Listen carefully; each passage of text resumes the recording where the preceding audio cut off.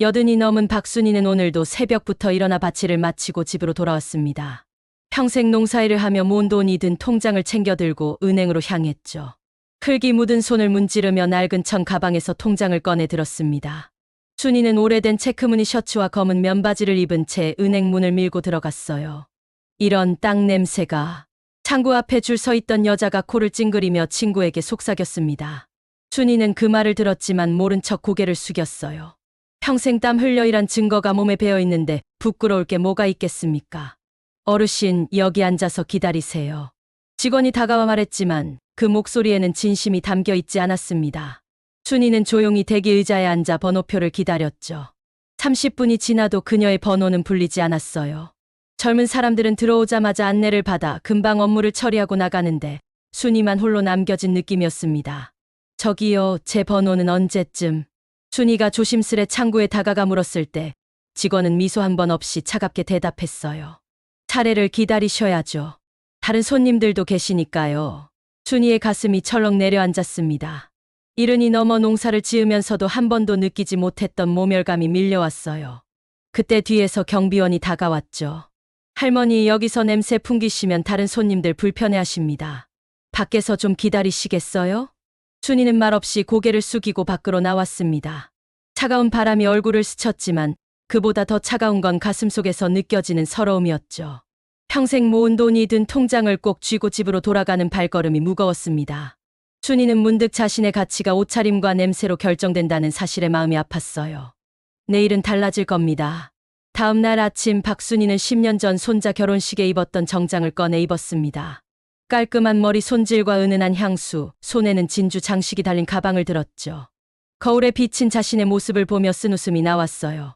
억지로 변장한 것 같았지만 사람들의 반응이 궁금했습니다. 어서 오세요, 고객님. 은행 문이 열리자 직원이 반갑게 맞이했어요. 어제와는 완전히 다른 대우였죠. 순이는 고개를 끄덕이며 안으로 들어섰습니다. 로비에서 기다리는 동안 커피와 과자가 담긴 트레이가 눈앞에 놓였어요. 편히 드시면서 기다리세요. 곧 모시겠습니다. 어제 그녀를 무시했던 바로 그 직원이었습니다. 순이는 담담한 표정으로 감사하다고 말했죠. 그때 어제의 경비원이 다가와 정중히 인사했어요. 어르신, 혹시 불편하신 점 있으시면 말씀해 주십시오. 순이는 고개를 들어 경비원의 눈을 바라보았습니다. 경비원은 그녀의 얼굴을 자세히 보더니 표정이 굳었어요. 어제 그가 내쫓았던 바로 그 노인이라는 사실을 깨달은 겁니다. 괜찮습니다. 오늘은 냄새가 나지 않으니까요. 순이의 차분한 목소리에 경비원은 당황한 기색이 역력했습니다. 주변의 직원들도 하나둘 그녀가 누구인지 알아보기 시작했죠. 어제와 오늘의 극명한 대비가 은행 안에 묘한 긴장감을 흐르게 했어요. 박순희 고객님, VIP룸으로 모시겠습니다. 창구 직원이 다가와 공손히 말했습니다. 순이는 일어나 걸음을 옮겼어요. 모든 시선이 그녀에게 꽂혔죠. 어제는 경비원에게 쫓겨났는데 오늘은 VIP 대접을 받는 아이러니한 상황이었습니다. VIP룸으로 들어서자 고급스러운 소파와 차, 다과가 준비되어 있었어요. 지점장이 직접 나와 인사를 건넸습니다. 어제 불편하셨다고 들었습니다. 정말 죄송합니다. 순이는 미소 지으며 대답했죠. 괜찮아요. 옷을 바꿔 입으니 사람 대접도 달라지는군요. 그 한마디에 지점장은 얼굴이 붉어졌습니다. 순이는 가방에서 통장을 꺼내 테이블 위에 올려놓았어요. 바로 어제 경비원에게 내쫓길 때 꼭 쥐고 있던 그 통장이었죠. 지점장은 순이의 통장을 열어보고 숨을 크게 들이켰습니다. 자그마치 50억 원이 넘는 거액이 적혀 있었죠. 순이는 담담하게 자신의 요구를 전했어요. 전 재산을 인출하고 싶습니다. 지점장의 얼굴이 순간 하얗게 변했어요. 50억 원이 넘는 돈이 한꺼번에 빠져나간다면 지점 실적에 큰 타격이 될 테니까요. 그는 급히 말을 이었습니다. 손님, 어제 있었던 일은 정말 죄송합니다. 직원 교육이 부족했던 것 같아 깊이 반성하고 있어요. 좀 더 나은 서비스로 보답하겠습니다. 순이는 흔들림 없이 지점장을 바라보았어요. 평생 땅을 일구며 모은 돈이었습니다. 남편과 함께 새벽부터 밤까지 농사를 지으며 한 푼 두 푼 모아온 소중한 자산이었죠. 남편이 떠난 후에도 혼자 농사를 지으며 손자 교육비까지 보태왔습니다. 어제 이 은행에서 느낀 마음을 아십니까? 여든이 넘도록 살면서 그렇게 수치스러웠던 적은 처음이었습니다. 순이의 목소리는 떨리지 않았어요. 지점장과 함께 들어온 본점 이사는 식은땀을 흘리며 진심 어린 사과를 이어갔습니다. 정말 송구합니다. 어떻게 하면 고객님의 마음을 돌릴 수 있을까요? 순이는 천천히 고개를 저었어요. 사람의 가치는 돈으로 매길 수 없습니다. 어제는 냄새 난다고 쫓겨났는데 오늘은 정장 입고 오니 VIP 대접을 받는군요. 말을 마친 순이는 통장을 다시 가방에 넣었습니다. 그리고 조용히 덧붙였죠. 저는 평생 농사를 지었습니다. 이 손에 흙이 묻는 것이 부끄러운 일이 아니에요. 제가 어제 입었던 옷은 땀 흘려 일한 증거입니다. 그런데 그것만으로 사람을 판단하고 내쫓는 세상이 되었다니. 지점장은 아무 말도 할 수 없었어요. 순이 말 한마디 한마디가 가슴에 큰 파문을 일으켰기 때문입니다. 그가 은행원으로 일하면서 잊고 있었던 가치들을 순이가 일깨워주고 있었죠. 그럼 인출 절차를 진행해 주세요. 순이의 단호한 목소리에 지점장은 고개를 숙였습니다.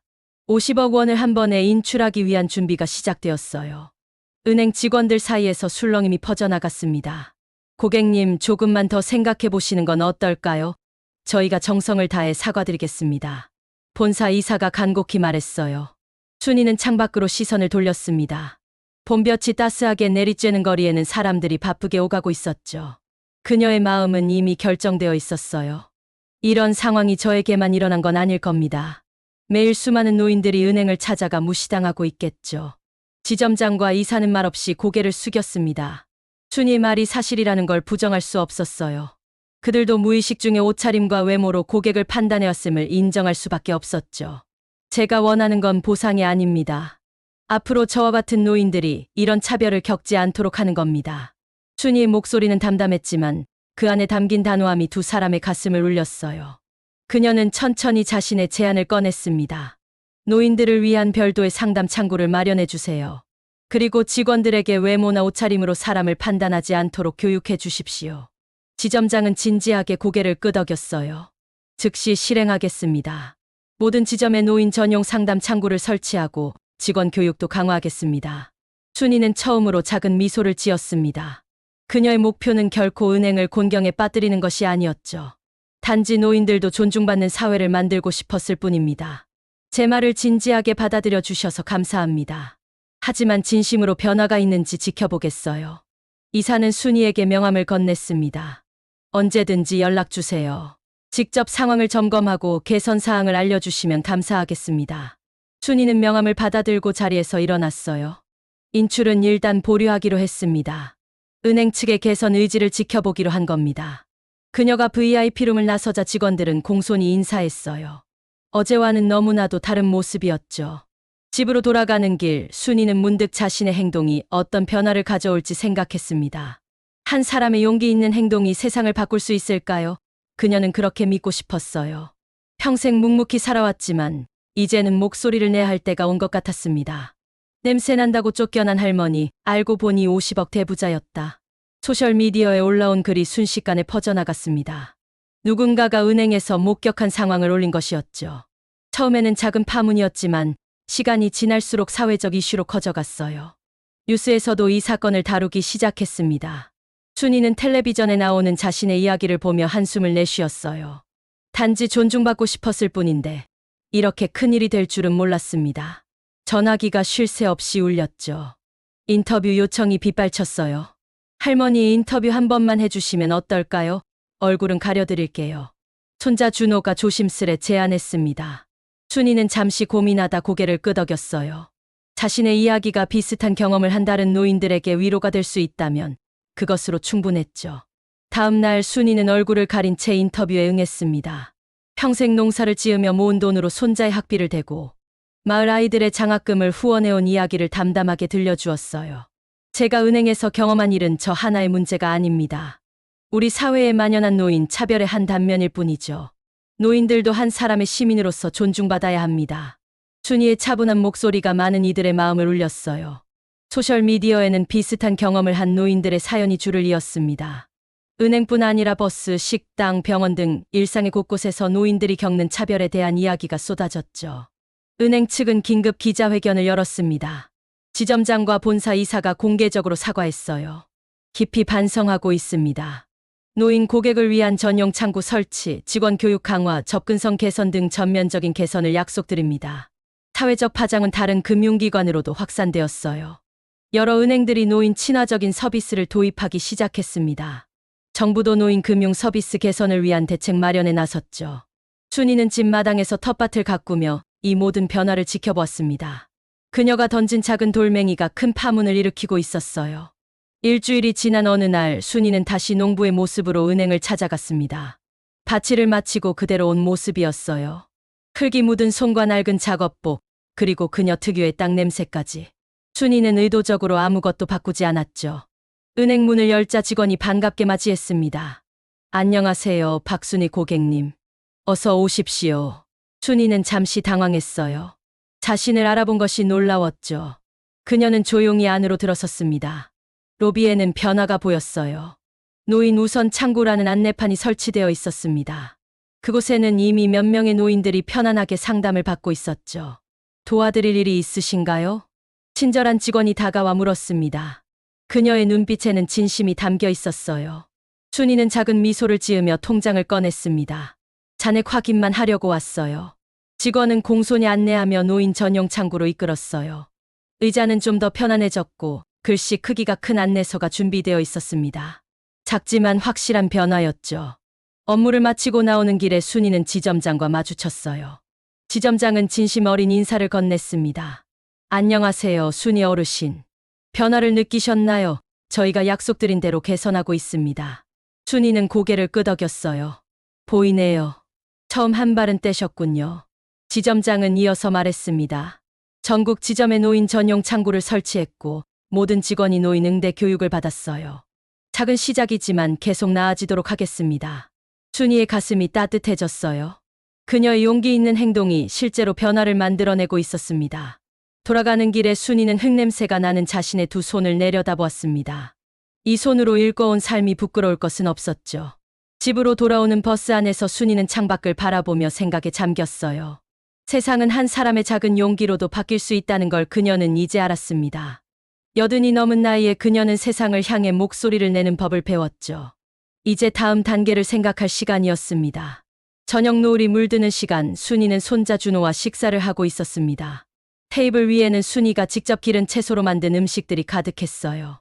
준호는 할머니의 얼굴에서 평소와 다른 생기를 발견했죠. 할머니 요즘 더 젊어 보이시는데요. 뭔가 좋은 일이라도 있으신가요?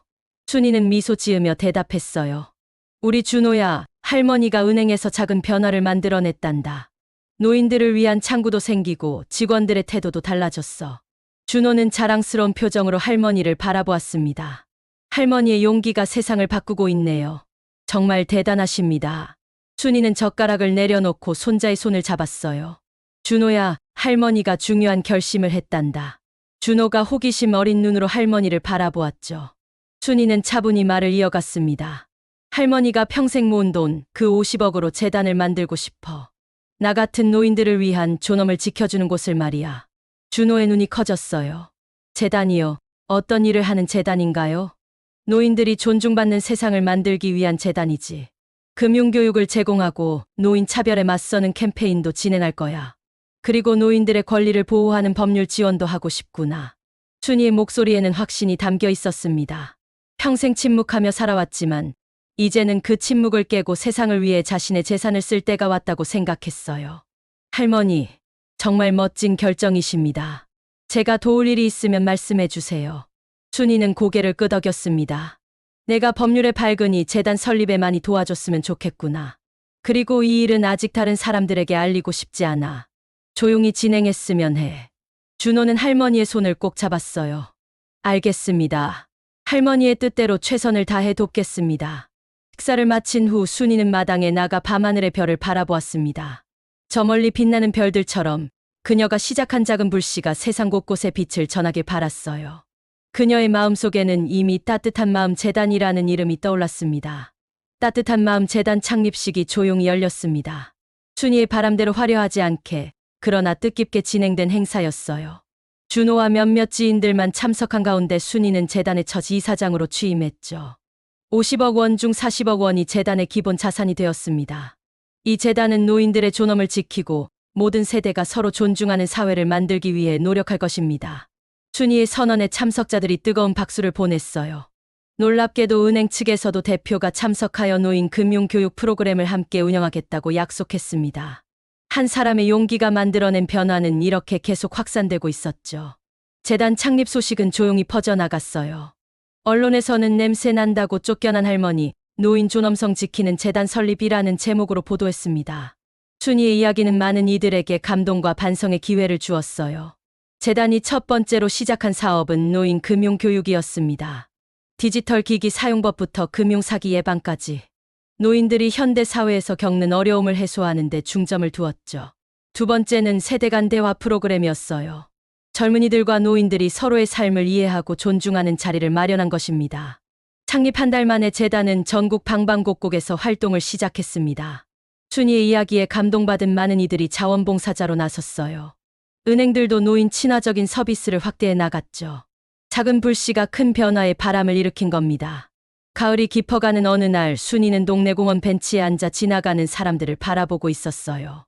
젊은 남자가 노인의 짐을 들어주고 아이들이 노인에게 반갑게 인사하는 모습이 보였습니다. 세상은 조금씩 변하고 있었죠. 진짜 부자는 돈이 많은 사람이 아니라 품격을 가진 사람이란다. 순이는 마음속으로 중얼거렸습니다. 그녀의 얼굴에는 평온한 미소가 번졌어요. 80이 넘은 나이에 그녀는 세상에 작은 빛을 남겼습니다. 그것으로 충분했죠. 순이는 천천히 일어나 집으로 향했습니다. 내일도 텃밭을 가꾸고 이웃들과 이야기를 나누며 품격 있는 삶을 이어갈 것입니다. 하늘에는 저녁놀이 아름답게 펼쳐졌어요. 마치 순이의 삶을 축복하듯 붉게 물든 하늘이 그녀의 발걸음을 따뜻하게 비추고 있었습니다.